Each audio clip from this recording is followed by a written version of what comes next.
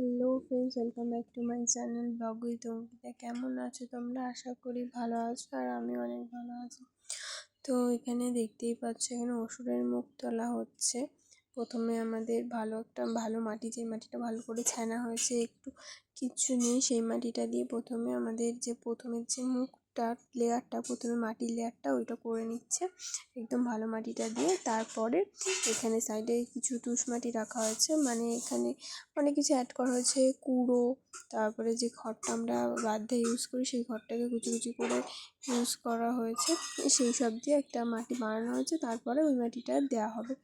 কিন্তু তার আগে এখানে ভালো বেলে মাটি দিয়ে আগে মুখটাকে তুলে নেওয়া হচ্ছে। ঠাকুরের মুখ তুলতে আমাদের সাধারণত বেলে মাটি আর আটা মাটি ইউজ করা হয়, দুটোকে মিক্সড করে, তাতে মুখটা খুব ভালো ওঠে আর কি, খুব ভালো হয়। সেই কারণে দুটো মিক্সড করেই আমাদের মুখটা তোলা হয়। এখানে দেখতেই পাচ্ছ আমাদের এই যে বেলে মাটিটা আর আটা মাটিটা মিক্স করে একটা সুন্দর মাটি ছেনে রাখা হয়েছে। ওই মাটিটা দিয়ে কিন্তু প্রথমে ভালো মাটি দিয়ে একটা লেয়ার দিয়ে মুখটা তুলে নেওয়া হয়েছে পাতলা করে।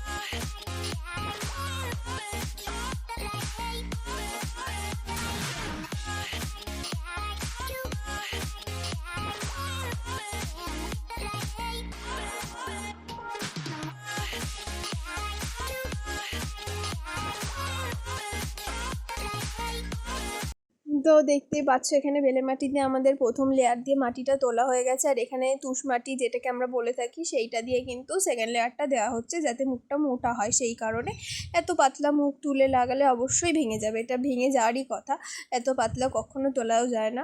আর সেই কারণে একটু মোটা করার জন্য এই মাটিটা আমাদের ইউজ করা হচ্ছে। আর এখানে দেখতেই পাচ্ছ ওই মাটিটা দিয়ে আগের মতনই সুন্দর মতন একটা গোল রাউন্ড বানিয়ে নিয়ে তার উপর থেকে দিয়ে দিচ্ছে ভালো করে।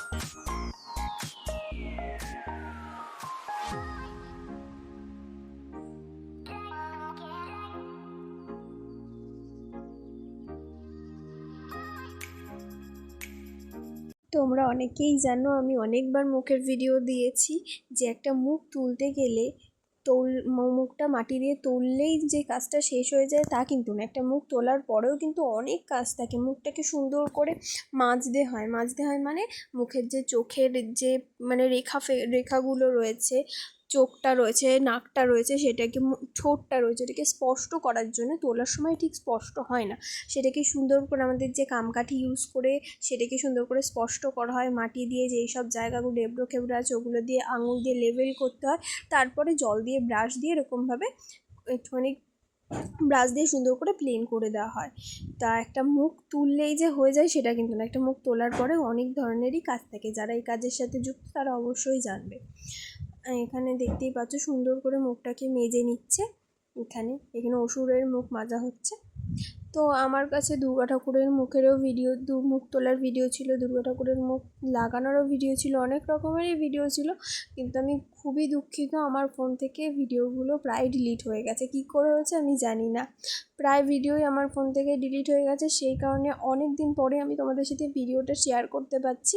আমি মনে হয় না তোমাদের সাথে ঠাকুরের মুখটা কিভাবে লাগাতে হয় বা কিছু, কিভাবে মুখটা লাগানোর পরে কিভাবে মাটি দিয়ে সুন্দর করে সেট করতে হয় আমি মনে হয় না দিতে পারবো, কারণ সব ভিডিওগুলো আমার ফোনে তোলা ছিল, ভিডিওগুলো আমার ডিলিট হয়ে যায়। কী করে হয়েছে আমি বলতেও পারবো না। সেই কারণেই মুখ মাজার ভিডিওটা আমার ফোনে তোলা ছিল, এখন দেখছি রয়েছে, সেই কারণে আমি ভিডিওটা দিতে পারছি আর কি।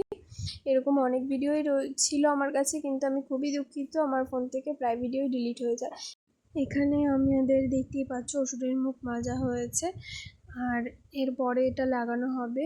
আর এই আমার ফোন থেকে ভিডিওগুলো ডিলিট হয়ে যাওয়ার কারণে আমি অনেক দিন পরেই তোমাদের সাথে আজকে ভিডিও শেয়ার করছি। বেশ অনেক দিনই হয়ে গেল আমি কোনো রকমের ভিডিও দিইনি আমার চ্যানেলে, সেই কারণে। তো তোমরা অবশ্যই আমাকে কমেন্ট করো তোমাদের ভিডিওটা কেমন লাগলো।